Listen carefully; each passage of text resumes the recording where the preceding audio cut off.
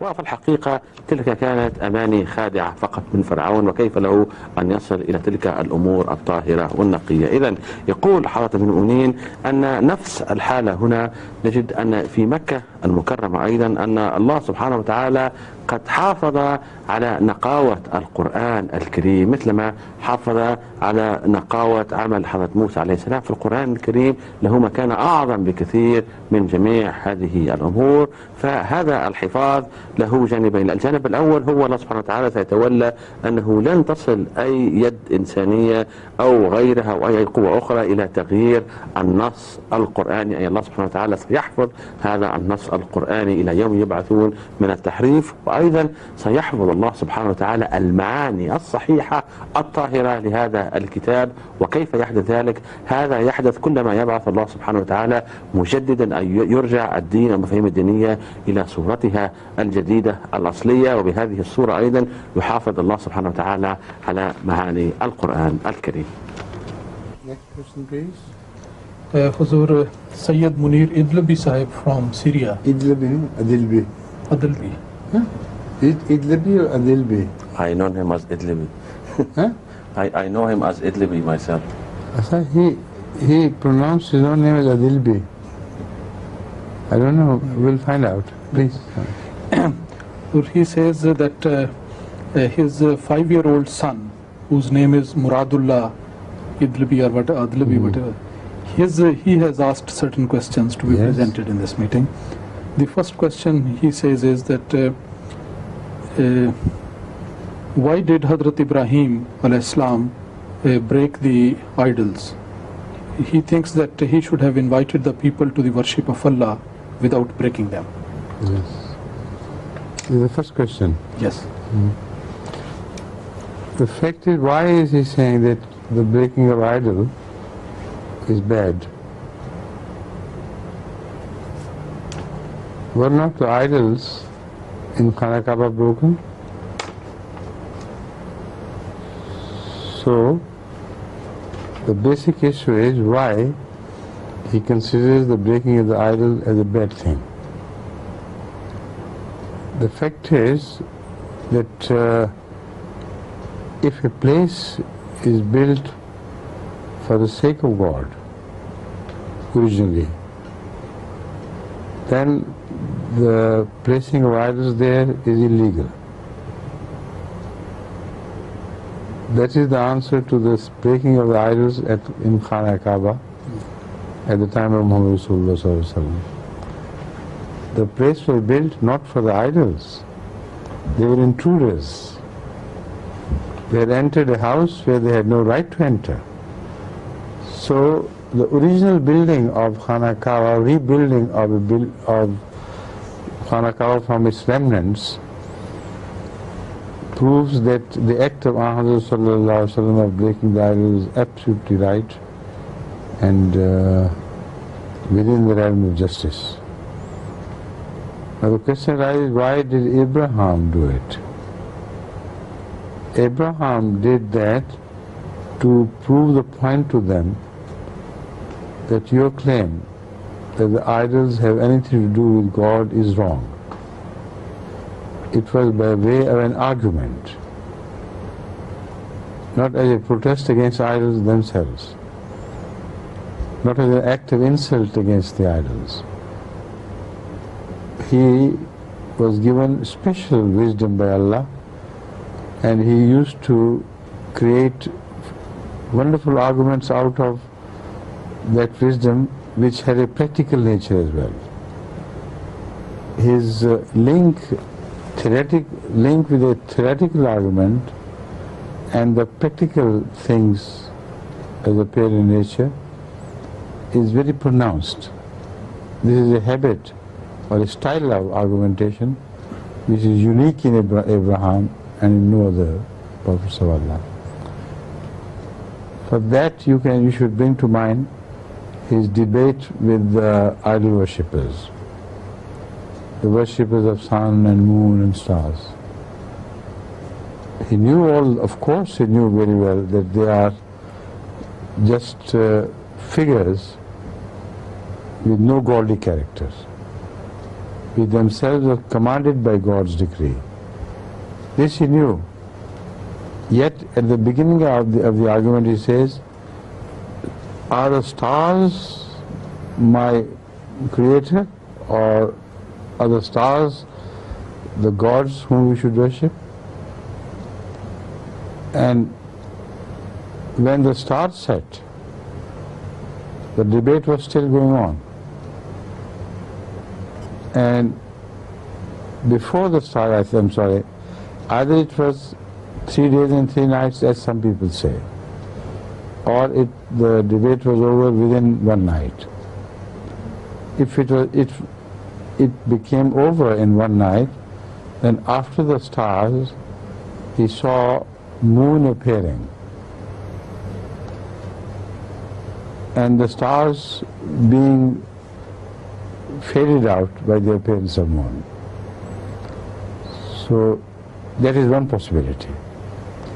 In that possibility, the moment this happened, he said, oh, these stars, they could not be a god because they have faded out. This moon could be, because it rises with such glory and it has captured the whole night. But the moon got set in the morning before the sun rose. And the sun rose in glory. He said, oh, this is the God. This is the God we were seeking. It has outshone every other thing. But the debate continued until the sun set. He said, oh, even he has set.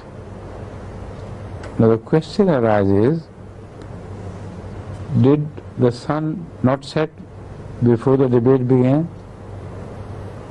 He knew it. So calling them so-called gods was just by way of an argument, not in what he thought. So this is why the gods, the so-called gods of the people, were broken by him. Not directly he wanted to break them. He wanted to build an argument. And that is why before breaking them, he had mentioned to the people that I'm going to do something to your idols, and then you'll see what happens. And he broke them not by way of hatred. The proof of that is that the greatest among them was kept intact. It was not broken. If he had practically rebelled against the presence of idols in that form and took it in his own hand to break and destroy them, then he should have started his work with the prime idol, which he did not. So that shows that he wanted to display to them, to expose to them, the folly of their belief. That was only the crux of the matter in this breaking of the idols. It was not hurting the feelings of others, it was just proving to them practically that what they believe is wrong. That was Ibrahim's way. That was his style of argumentation. So I don't think it permits others to break other idols, the idols of other people. Abraham lived long afterwards. He took his journey to different places through idol worshippers. He is not known to have broken even a single idol after this. If he is what he is supposed to be by the Muslim scholars in general, the breaker of the idols, they give this, they pronounce him to be the breaker of idols as his character, as though wherever he saw an idol he would break. But this is against the dictates of Allah and the Quran. Let them alone. you should not even call them by bad names. It is specifically prohibited. So the act of Ibrahim, as I told you, was an argument, a practical argument built against the people who had placed the idols in that temple. The proof that he did not do it to hurt their sensibilities as such, and he did it only because of his hatred of the idols, lies in the fact that the eldest, the greatest idol was left untouched. The proof that it was not in his character to hurt the sensibility of other religious people by making it his hobby, or let's say making it his profession, to break idols wherever he found one, is the fact that after this act, throughout his life, he is not known to have broken any idol of any people. Understand? Whose question was this? Munir Sahib, sir. And what's the next question, please?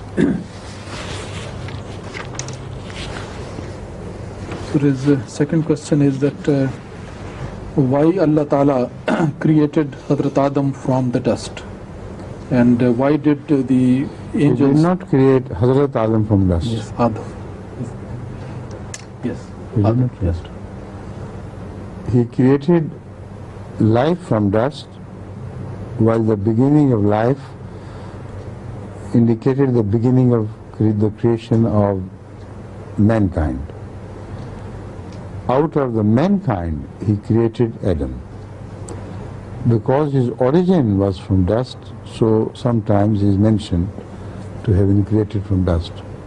Initially, not directly. Please. The continuation of the same question, he says that why did the angels fell into prostration for him while Iblis did not? The angels fell into prostration indicates only a metaphorical meaning of prostration, falling in prostration. The fact is that no angel worshipped Adam. It cannot be found anywhere in the Quran that angels worshipped Adam. To be subservient, to obey, is sometimes indicated by the word sajda. So here sajda is not that act of worship which we find,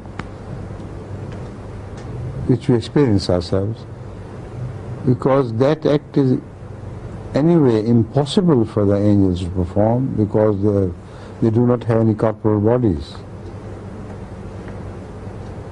They cannot perform that sajda which humans can. So the very act of the difference of their nature and the character of their building proves beyond a shadow of doubt they could not have prostrated like humans, like this sajda. So their sajda should be interpreted in the context of their making. They should have, and they did, obey not Adam, but Allah's amr when it was breathed into him. And that shows that their prostration was for Allah. Even that spiritual, metaphorical prostration was for Allah, not for Adam.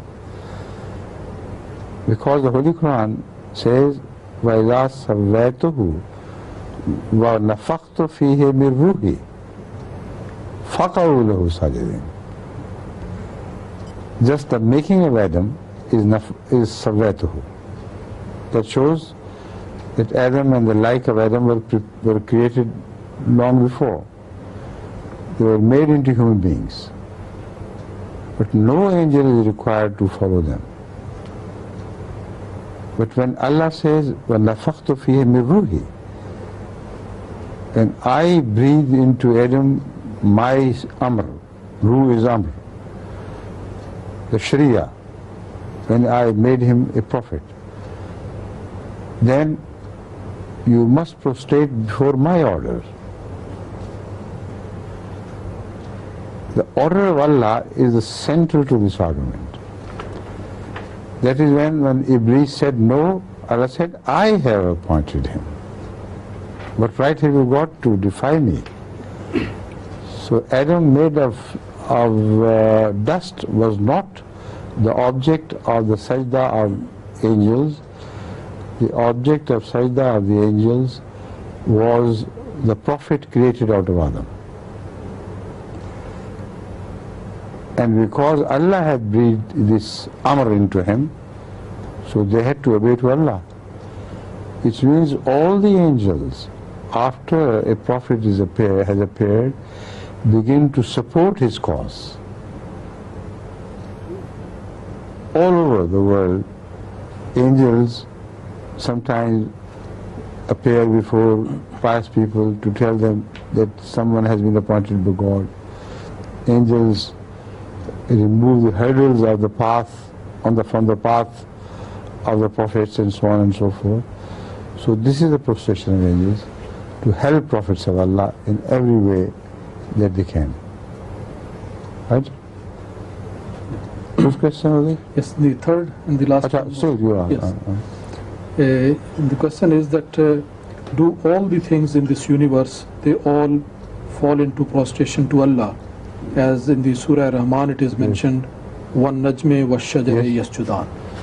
That again is the same thing which I have just described in relation to angels. To prostrate before God means total submission. And everything He has created submits to Him totally.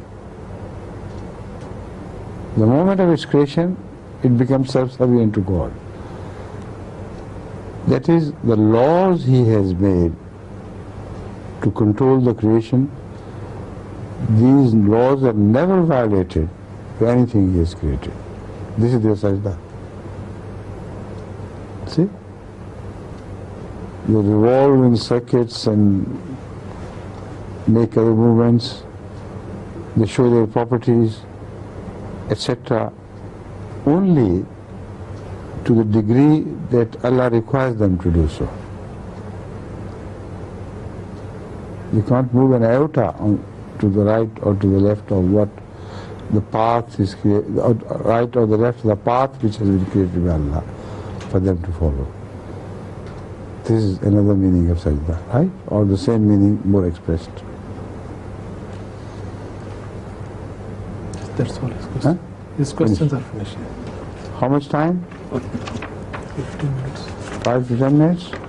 Yes. I think 10 minutes or 10 to 12 minutes. Okay. So I can leave for 10 minutes, Yes, sir. right? Please continue. You don't still use it. وتعالى. وبالنسبة السؤال الثالث كان يتعلق: هل تسجد الدنيا كلها لله؟ لأنه قال في سورة الرحمن: والنجم والشجر يسجدان. عفوا. يفسر حضرة المؤمنين هذه النقطة وهذا البعد الآخر، ويقول أن الله سبحانه وتعالى مباشرة لما يخلق أي كائن جديد أو أي شيء جديد، هذا الكائن يخضع للقوانين التي وضعها الله سبحانه وتعالى لهذا الكون، يعني جميع هذه القوانين الطبيعية، منها ما نعرف ومنها ما نجهل، فالله سبحانه وتعالى يعرف هذه جميع القوانين الطبيعية التي وضعها بنفسه. فأي خلق جديد لما يوضع في المجالات الجديدة لا تستطيع أن تخرج ولا شبر ولا مليمتر واحد من هذه القوانين التي وضعها الله سبحانه وتعالى. لذلك هذه الآية تفسر هذا السجود من هذه الناحية، وليس من الناحية المادية التي يعتقد بها كثير من الناس. Next, Abdul Rahman. Huh? So I have a question from chapter 28, verse 18.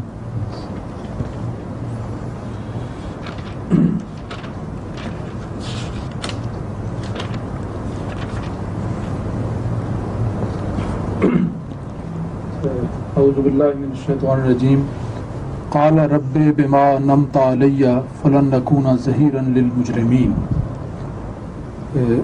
He said, My Lord, because of the favor you have bestowed upon me, I will never be a helper of the guilty. Could you kind of explain to us what is the meaning of Tahir al-Mujrimeen? What is the meaning of Tahir al-Mujrimeen? That is very clear. I don't see any ambiguity about the word mujrimeen.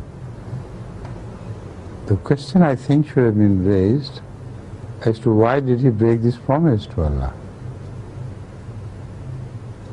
Because he immediately promised after the death of that person, oh God, I promise now I shall never help the mujrimeen. And the very next morning, or a few days after, perhaps the very next morning, he seems to help a mujrim. That should be the question. If you own this question, then I can answer it. Tell us. Will you stick to your old question about who mujrimeen are, or will you stick to this reformed question? Okay. You better first translate this. كان السؤال حول متابعة لحادثة حضرة موسى عليه السلام ووقته لذلك الشخص الذي لم يكن من بني إسرائيل، وهذه الآية فيها وعد من حضرة موسى عليه السلام أنه لن يكون ظهيرا للمجرمين. وسأل الأستاذ عبد الرحمن من حضرة أمير المؤمنين تفسير هذه الآية، فأجاب حضرته وقال أن المفهوم واضح من هذه الآية، ولكن إذا تسمح لي أن أعدل هذا السؤال قليلا ونتساءل لماذا حضرة موسى عليه السلام قد قام بهذا الوعد من الله سبحانه وتعالى، لأنه لأول مرة ساعد ذلك الرجل وعرف الآن أنه ليس من الصلحاء. فإذا تسمح لي إما أن تسأل سؤالك الأول أو تختار هذا التعديل مني، فاختار الأخ عبد الرحمن تعديل من حضرة أمير المؤمنين.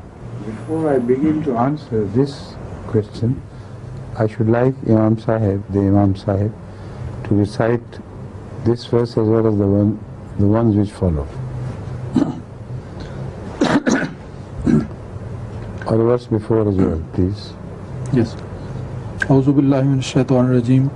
ودخل المدينة على حين غفلة من أهلها فوجد فيها رجلين يقتتلان هذا من شيعته وهذا من عدوه فاستغاثه الذي من شيعته على الذي من عدوه فوكزه موسى فقضى عليه قال هذا من عمل الشيطان إنه عدو مضل مبين قال رب إني ظلمت نفسي فاغفر لي فغفر له إنه هو الغفور الرحيم قال رب بما أنعمت علي فلن نكون ظهيرا للمجرمين فأصبح في المدينة خائفا يترقب فإذا الذي استنصره باللمس يستصرخه قال له موسى إنك لغوي مبين فلما أن أراد أن يبطش بالذي هو عدو لهما قال يا موسى أتريد أن تقتلني كما قتلت نفسا باللمس إن تريد إلا أن تكون جبارا في الأرض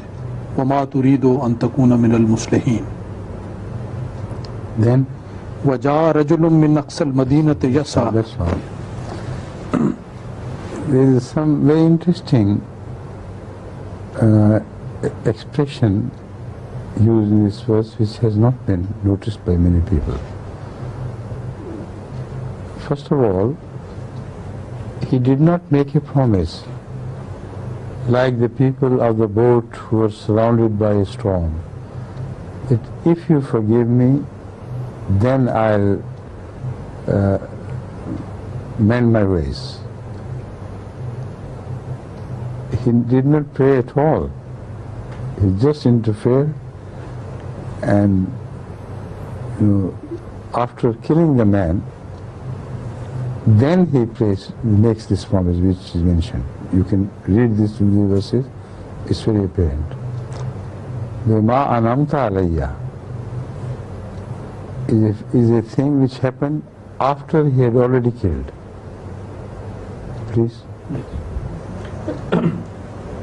قال رب إني ظلمت نفسي فاغفر لي فغفر له إنه هو الغفور الرحيم قال رب بما أنمت علي فلن أكون ظهيرا للمجرمين. Now this act of forgiveness was a result of the repentance of what he had done to that man. It has nothing to do with the promise made to Allah that if I escape this crime, then I will do this and that. He sought forgiveness of that act which he realized was not right. Understand? And because Allah forgave him, it was in recognition of Allah's grace that he says that you have forgiven me, so I will not repeat this act. The next day, when he sees the same person fighting another adu, who was an enemy of the people of Hazrat Musa, and the person who was involved in another brawl, the first address is that you are Mujrim. Correct? Categorically, Hazrat Musa declares him to be the Mujrim, because every day he picks up a new quarrel. You see? But at that moment, this was the fault, human fault, which seems to overtaken him. All the same, he wanted to interfere, despite the fact that this Bani Israeli man was the Mujrim. Maybe he intended just to separate them. Maybe he intended to make both understand the reality of the position, exact position. Because the verses of the Holy Quran do not say that he decided to kill the man again, like he had done before.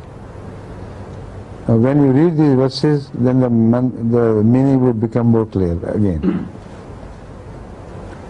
فأصبح في المدينة خائفا يترقب فإذا الذي استنصره باللمس يستصرخه قال له موسى إنك لغوي مبين فلما أن أراد أن يبتش بالذي هو عدو لهما قال يا موسى أتريد أن تقتلني كما قتلت نفسا Now بالأمس. Yabtasha is the word. Yeah. He wanted to defend this man against him, despite the fact that he knew that this Israeli person has a habit of picking up quarrels with others. But this is the moment where he was overtaken by his personal prejudices in favor of the Israelites and against the people who ruled them. But Allah saved him from indulging that act, because at that moment the person who was already being fought, the person who was involved in a row between the person of yesterday, he reminded Moses, are you not the same person who did this same thing to a person yesterday? And now you're going to repeat this act? Now this thing happened before he had done anything. Which means Allah prevented him from repeating this crime or breaking his vow. You understand? It's very obvious. But why was this permitted to happen? It was because that this was the only means by which Moses could be informed to leave the Medina. This became instrumental for Moses to gain knowledge as to what was happening in the Paris, and what was being decided about him among the higher authorities. So that is how you find this mistake, but this mistake led to a great purpose, led to a purpose beneficial for Moses. Otherwise Allah may not have done all this at all. Understand? So this is a very minute philosophy hidden in this statement. Please. كان السؤال حول ظهيرا للمجرمين. يقول حضرة أمير المؤمنين كما ذكرت لحضراتكم يجب أن هذا الوعد في الحقيقة هنالك وعد من حضرة موسى عليه السلام الله سبحانه وتعالى أي أنه سيتراجع بعد أن استغفر لله سبحانه وتعالى عن قتله الغير المتعمد. ونؤكد على هذه النقطة إذ أن هذا القتل كان خطأ ولم يكن الغرض منه هو القتل وإهدار الدم.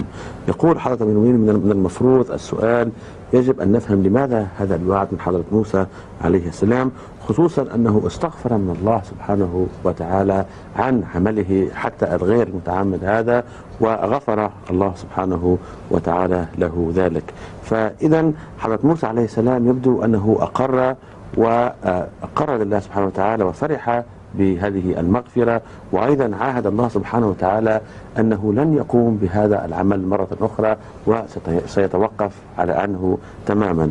وبعد مرور يوم واحد فقط وبعد أن عقد حضرة موسى هذا العقد مع الله سبحانه وتعالى، ففي المدينة لما خرج حضرة موسى عليه السلام وجد نفس الرجل الذي استصرخ به بالأمس أو الذي طلب مساعدته بالأمس، وهذا الرجل كان من بني إسرائيل، وجده مرة أخرى يتخاصم مع شخص آخر.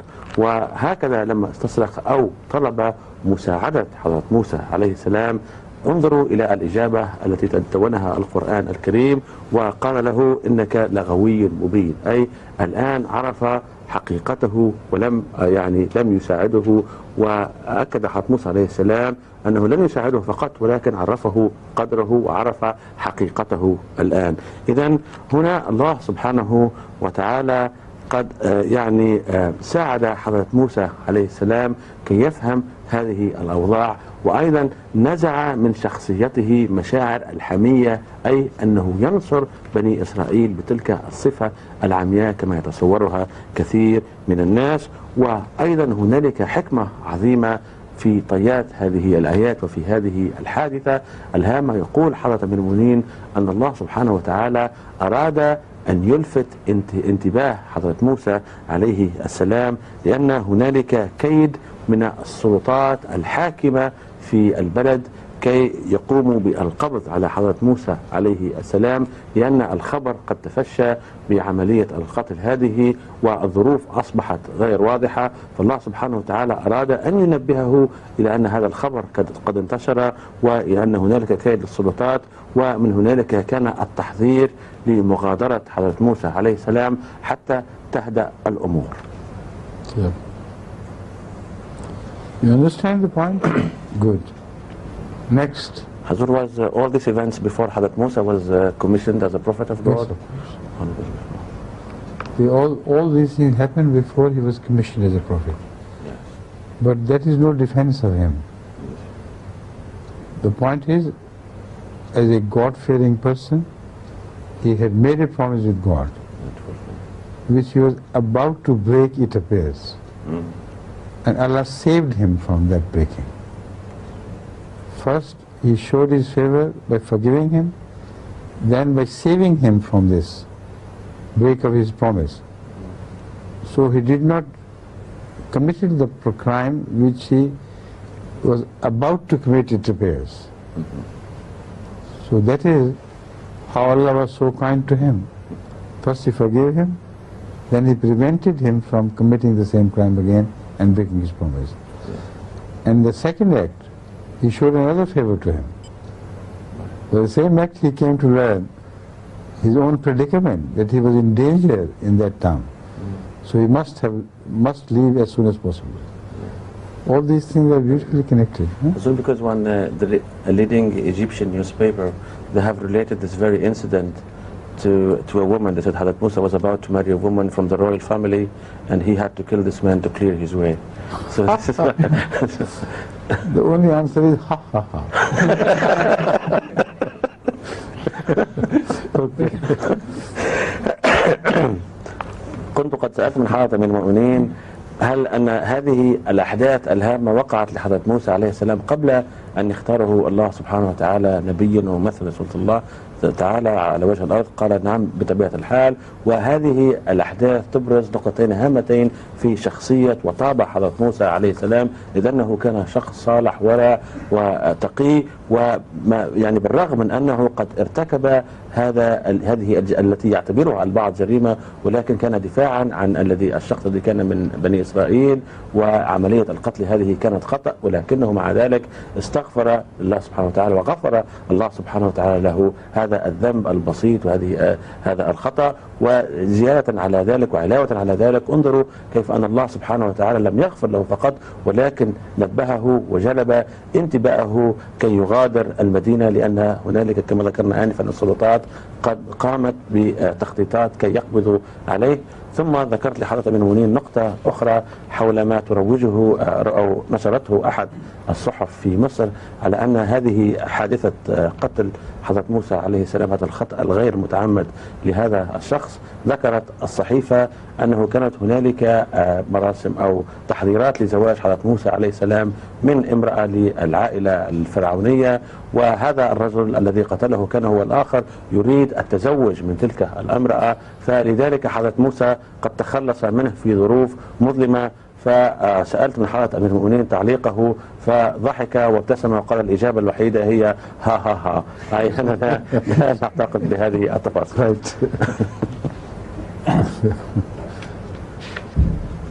Aisha, any question please from Germany?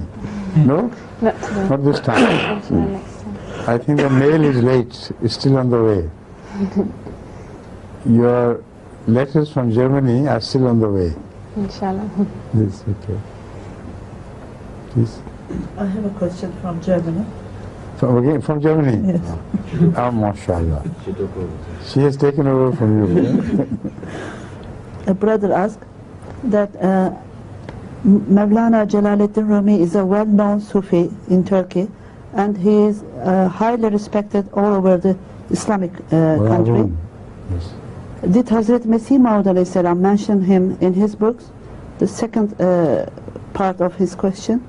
Dr. Iqbal claims to be a special pupil of Mevlana Rumi. Is it true to say that? And what is the relationship between the two? Hazrat Masih Maud alayhi salatu wasalam,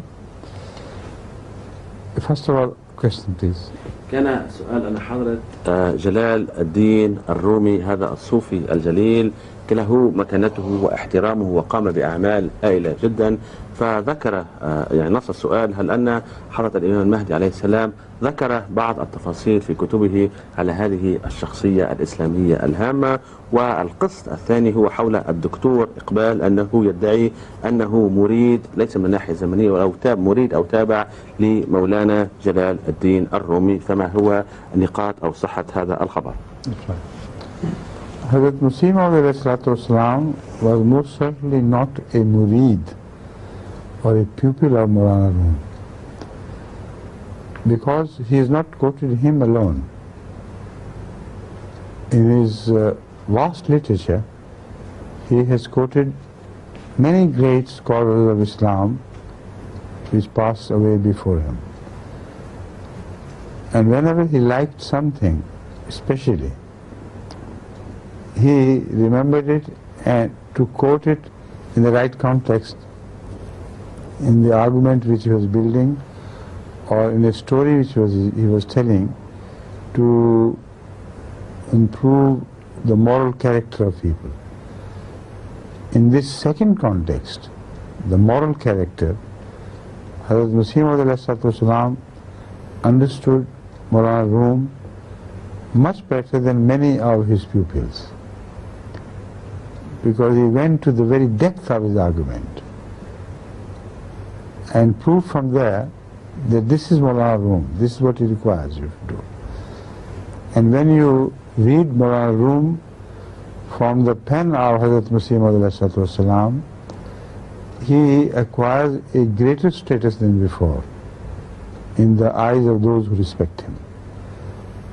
Otherwise, many started following him literally, or taking his episodes literally, which was a cruelty to Maulana Rum.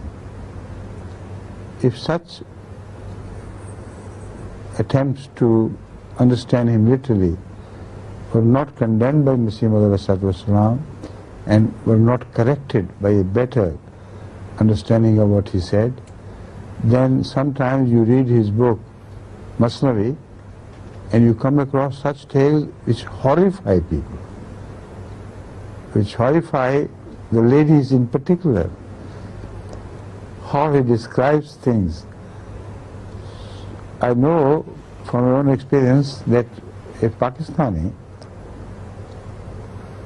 who claimed to be interested in religion, he once came to me with such expression of horror on his face. I said, "What has happened to you?" He said, "What? I have read Maulana Rum. And I have read that and that chapter."